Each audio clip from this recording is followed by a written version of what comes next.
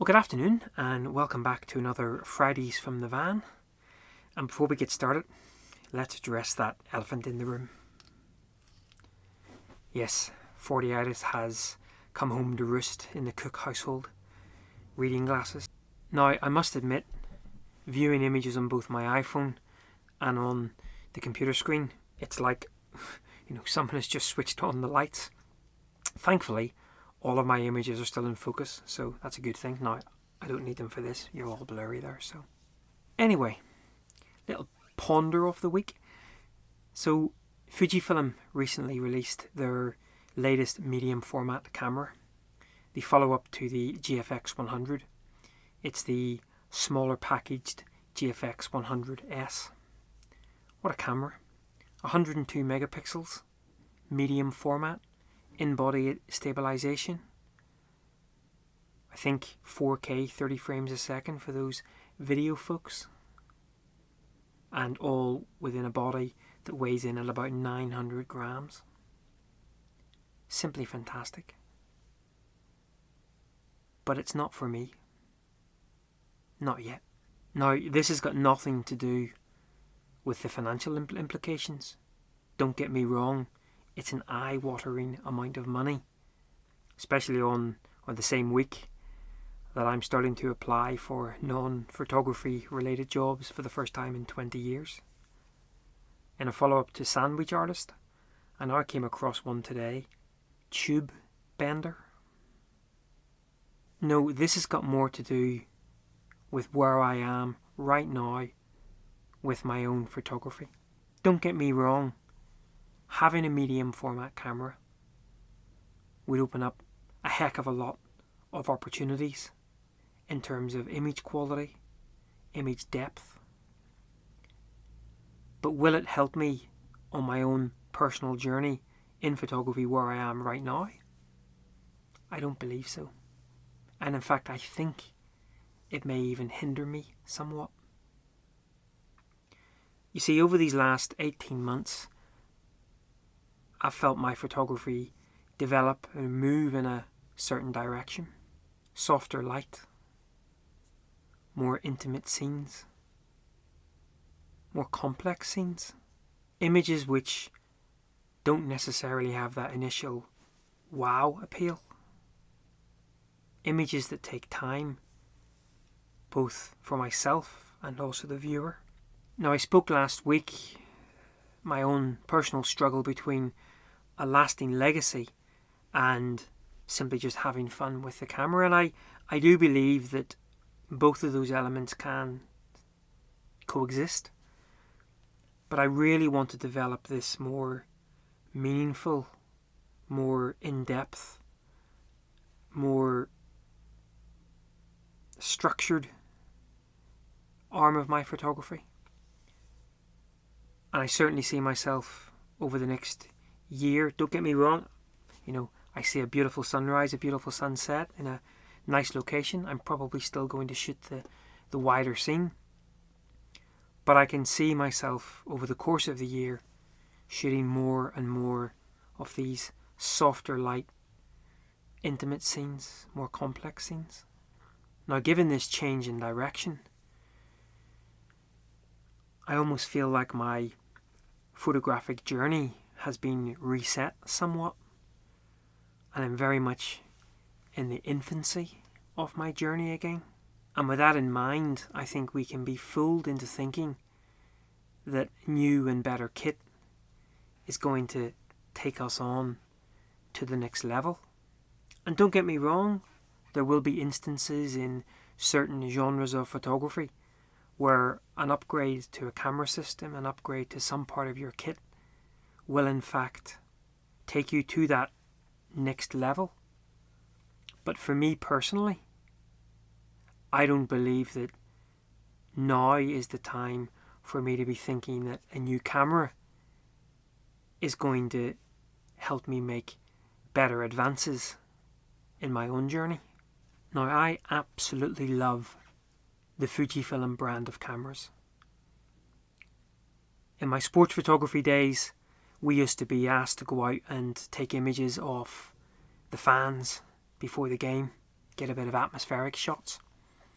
And one of the things that you're looking to do here is maybe get a bit of a candid shot. And going out with a Canon 1DX Mark II and a 24-105 or a 24-70 lens, you became very conspicuous and the fans changed their behaviour. But I find going out with my little XE2, lanyard sort of accreditation hid below my vest, I just became another fan, and allowed me to get some nice candid images of sort of pre-game stuff. And it was then that I really got hooked into the Fujifilm brand. And I knew that when my sports photography days finished, that when I would be switching from Canon, I'd be switching over to Fuji. And it's a decision that I do not regret in one bit. Yes, I could have already been on a Sony journey and be sitting here with a full frame 50 megapixel camera. But no, the Fuji cameras for me are a brand that I believe that I'm going to be sort of in a relationship with for the rest of my days. And with that in mind, there's a part of my brain that says you would love the GFX. And don't get me wrong, I'm sure I would. Let's face it, it's a phenomenal camera. But I really do believe that at this point in my photographic journey, now is not the time to be muddying the waters with new kit. Now, perhaps one feature that I would love from the GFX is those additional aspect ratios that you're able to overlay. Come on, Fuji, give us that 5:7 aspect ratio in your X series cameras, please. So I guess what I'm sort of getting to is I don't believe I'm ready. I'm mature enough to be shooting with such a camera, to be making work with such a camera. I still have so much to learn, especially as I said, as I feel my photography is starting to change direction somewhat. And I can do that just fine and dandy with the kit that I have. I almost feel that when I do, and note that I say when I do move to a medium format type camera, it will almost be the last camera I ever own. A camera, a couple of lenses, a tripod, room in the bag for cake and maybe a wee dram or two. Always cake. Exploring local, where local may be at that point. Spending my days making art that I'm passionate about. Maybe even completely disconnected from the professional side of things. Basically just making art that I'm proud of, that I'm in love with. Something perhaps to leave as a legacy when I'm gone. But now's not the time for that. Now's the time for me to be going out every day, to be practicing. And that may sound a bit practicing, but you've been doing this for 20 years. Oh, trust me. Practice, practice, practice. Accepting the failures, learning from the failures, making mistakes, making work, everyday learning, and perhaps the odd day here and there, making something beautiful. So my photographer of the week this week is a Scottish landscape photographer and digital artist. Now she talks about her inspiration coming from numerous campervan trips around mainland Scotland and the islands, and I can certainly relate to that. So my photographer of the week this week is Kath Waters. So I first became aware of Kath's work back in 2018 when we were on an extended campervan trip around the northwest of Scotland and the islands. Goodness me, such a simpler time. Now, I'm not sure about you, but when I'm in a tourist shop or an art shop, I like to check out the work on display. maybe get some inspiration, check out a couple of different viewpoints, but mostly try to pick up a couple of different names in the art world to follow. Now, there were a couple of things which really appealed to me about Kath's work. Firstly, we were travelling through a number of the locations featured across her images, and this brought a real sense of connection for me. Now, at the same time, while the images were recognisable from a location point of view, the road north here in Glencoe, anyone's ever travelled that road will tell you that it's pretty recognisable. But each image also had their own twist on them, painterly. I guess a process added with skillful work in the digital darkroom. The base of the image, however, was always there. Strong composition, appealing subjects. Quite often a feeling of different types of light, storm light for example. And if anyone's ever witnessed proper storm light, you really can make a connection here between the work and the actual elements that would have been at play. Some of her work does cross the boundary, for me anyway, between other artists who I greatly admire.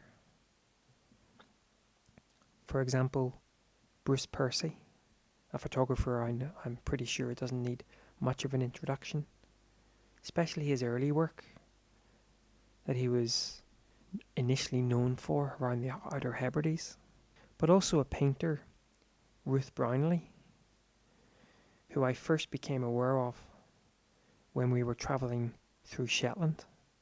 And without getting too much off track, I highly recommend that you check out Ruth's work in person if possible. It is incredible. But for me, there was a certain connection there between Kath's work and Ruth's work, especially from the sort of textures and the feel of the image. Now, I've spoken about this before. I really love this type of work, and in fact, for me, some of my more popular images and images which I really like are those which have taken a bit of a sidestep from reality. Now, unlike some other artists who I follow and admire, who are blending reality and digital manipulation, quite often the images, a bit like my own work, don't resemble the original location.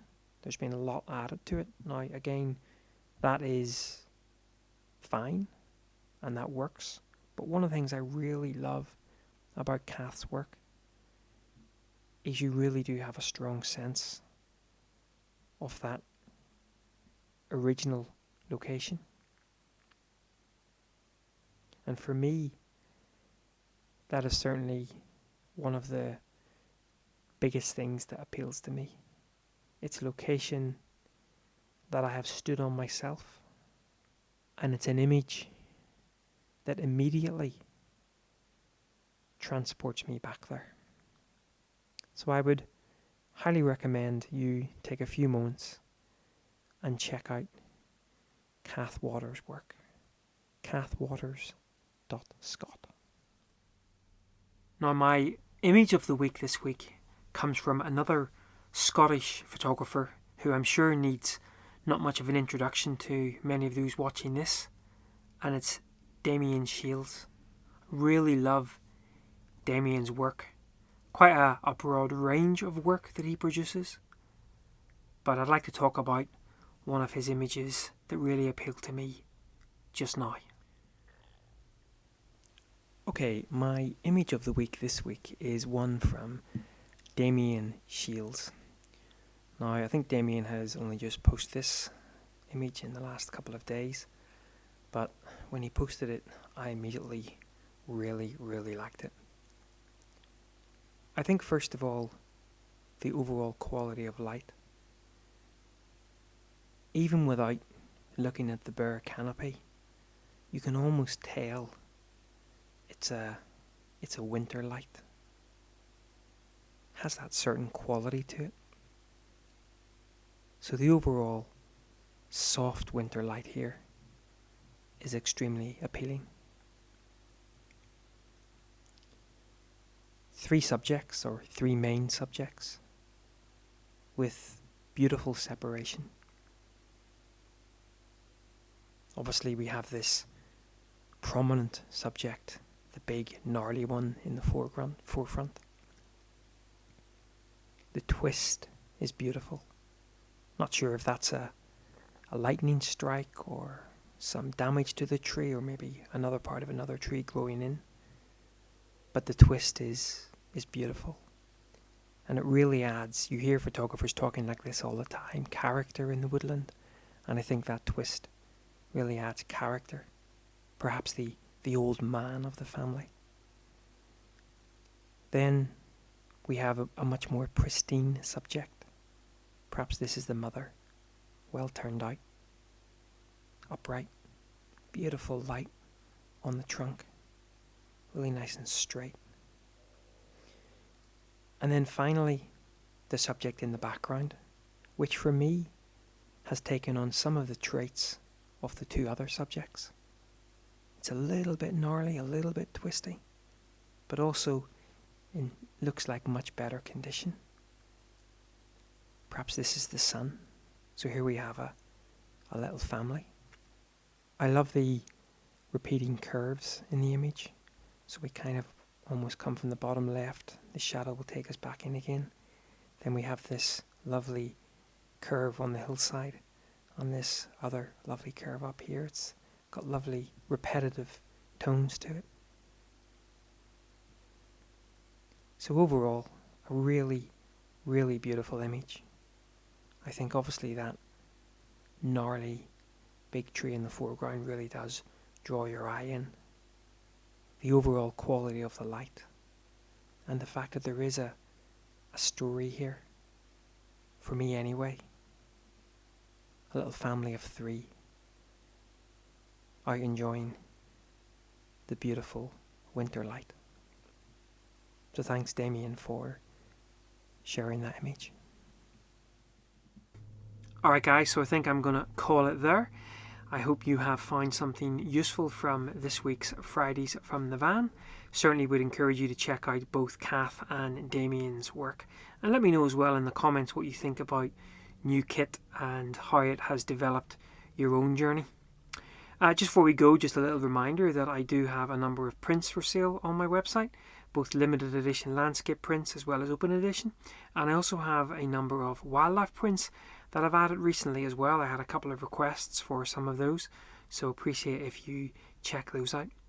And I also have a monthly newsletter that I kind of wrap up everything that I've been up to in the previous month, or maybe some things that are upcoming in the month to come. So it's always a good way to catch up with all of my sort of work in one go. And every so often I also give away an A4 print to one of the subscribers, so go ahead and subscribe there if you so wish. But for now, I would just like to thank you again for following along with my journey. If you'd like to hear me ramble about anything in particular, I know I had someone talk about, are you going to bring back something for the weekend, sir? And certainly maybe next week we'll dedicate a little bit of time from Fridays from the Van to sort of talk about something for the weekend. A few little tips or a few little links to keep you occupied over the course of the weekend. But for now, I'm off to grab a cuppa. I actually am using, for this last little section, I'm actually using the torch on my phone for the lighting, and I actually think it doesn't work too half bad. So maybe next week, if the lighting is so poor in here, I can use that. Anyway guys, thanks a lot for watching, and we'll catch up on Sunday when I'm bimbling out by the herring pond along the Causeway Coast. But until then, as always, thanks for watching. Take care. Bye bye.